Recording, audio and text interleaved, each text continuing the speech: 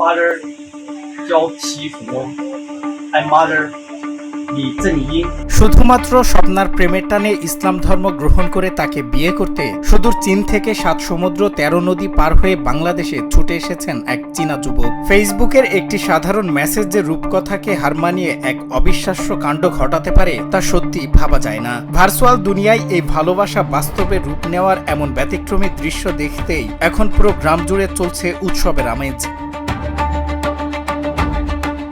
অনলাইনের দুনিয়ায় শুধুই কি প্রতারণা, নাকি এর আড়ালে লুকিয়ে থাকে সত্যিকারের কোনো গল্প? চীনের সিচুয়ান প্রদেশের বাসিন্দা জিয়া উইলি এবং বাংলাদেশের স্বপ্না আক্তারের কাহিনী ঠিক তেমনই এক বিশ্বাসের। নিয়মিত চ্যাটিং আর ভিডিও কলের চড়াই উতরাই পেরিয়ে তাদের সেই পরিচয় একসময় রূপ নেয় গভীর ভালোবাসায়। আর সেই টানেই নিজের চেনা শহর ও সংস্কৃতি ছেড়ে অচেনা এক দেশের উদ্দেশ্যে পাড়ি জমান এই চীনা যুবক। কালকে রাত্রে আমরা শোনার পরে পুরো গ্রামের লোক আইসা দেখছি, সবাই পুরা গ্রামের মানুষ দেখতে আইতেছে, পুরুষ মহিলা সবাই দেখতে। সোমবার রাতে যখন এই ভিনদেশি নাগরিক ব্রাহ্মণবাড়িয়ার নবীনগর উপজেলার স্বপ্নার মামার বাড়িতে এসে পৌঁছান, মুহূর্তে এলাকায় চাঞ্চল্যের সৃষ্টি হয়। এক নজর চীনা জামাইকে দেখতে চারপাশের গ্রাম থেকে ছুটে আসেন হাজারো উৎসুক মানুষ। আর তখনই শুরু হয় সেলফি তোলার ধুম। তবে এই আনন্দের আড়ালেও স্থানীয়দের মনে উকি দিচ্ছে বড় এক প্রশ্ন। অনলাইন প্রেমের এই যুগে একে অপরের সম্পর্কে না জেনে হুট করে নেওয়া এমন সিদ্ধান্ত আসলে কি নিরাপদ?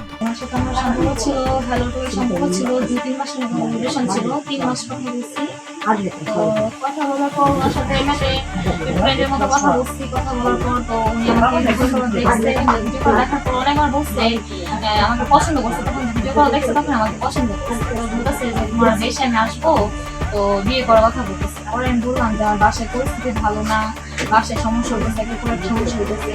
পরে একদিন ওকে শেয়ার করছি, পরে শেয়ার করবো বলতেছে ঠিক আছে, তোমার যখন বাসায় ম্যানেজ করতে পারো তখন আমি আসবো। এদিকে সব আশঙ্কা উড়িয়ে দিয়ে স্বপ্নার পরিবার জানিয়েছেন জিয়া ওয়েলি স্বপ্নাকে বিয়ে করতে সম্পূর্ণ প্রস্তুত এবং তিনি স্বেচ্ছায় ইসলাম ধর্ম গ্রহণের আগ্রহ প্রকাশ করেছেন।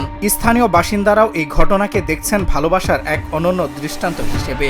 কোনো নেতিবাচক বিতর্ক না থাকায় পুরো এলাকাবাসী এখন এই জুটিকে বরণ করে নিচ্ছেন। খুব শীঘ্রই আইনি ও ধর্মীয় আনুষ্ঠানিকতা সম্পন্ন করে তারা ব্রাহ্মণবাড়িয়া আদালতে দ্বারস্থ হবেন। পরে বলছে তুমি আমাকে বিয়ে করবে, আমাকে পছন্দ করছে।